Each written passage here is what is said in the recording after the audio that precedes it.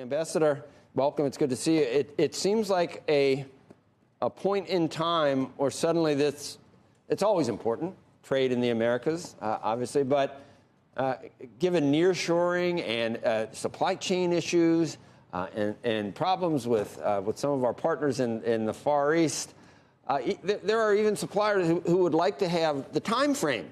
You don't want to do a 12-hour difference when you're shipping things. I mean, there's so many reasons to think this is going to be more and more important, especially, are we in a globalization mode anymore? I mean, even questions about that. So this is hugely important at this point. It's hugely important, but it's been important for a while. In 2005, then Republican President George W. Bush convened the president of Mexico and the prime minister of Canada to his ranch in Texas. And that began this dialogue, which has gone on through the Obama administration. What some people don't realize is President Bush, as a former president, reached out. He reached out to me while I was ambassador. He reached out to U.S. government officials, Canadian government officials, Mexican government officials, and reconvened back in Texas in 2016, kind of his own summit as a former president, to emphasize the importance of this North American relationship. And why did he do that? Because there was a person running for president named Donald Trump who was using very different language about Mexico and Canada. And his fears were held up. We did not have a summit in 2017, 18, 19, or 20 like this. And so it was reignited by President Biden last year. And I think your point is absolutely right. We have some very significant issues that we need to address. But if we don't have a relationship, if we can't sit across the table, if we can't have that personal relationship, it's going to be much harder to deal with.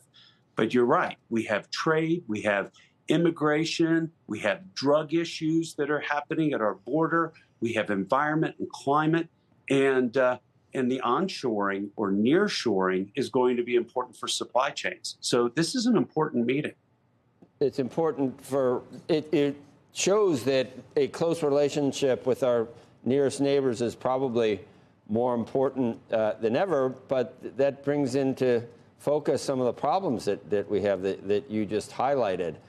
So, I mean, what can be done? What do you think the president will talk to the Mexican president about?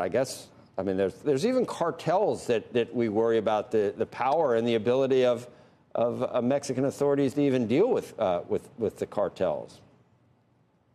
So these meetings, I think it would be wrong for us to expect quick fixes for some of the significant problems coming out of these meetings. But last year, there were some 40 working items that came out, and all three countries are working together.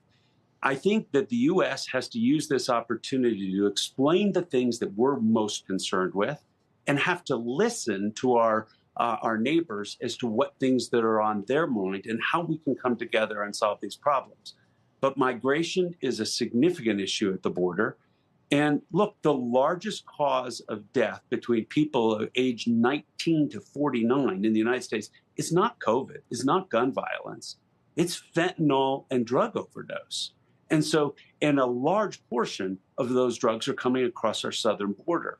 So we need to tackle these issues. They're serious, they're complicated, and the trade issues that were just mentioned shouldn't be minimized either. And so this new NAFTA, the USMCA, has dispute resolution authority in it. But if that doesn't work, we're going to have to look for other outcomes here.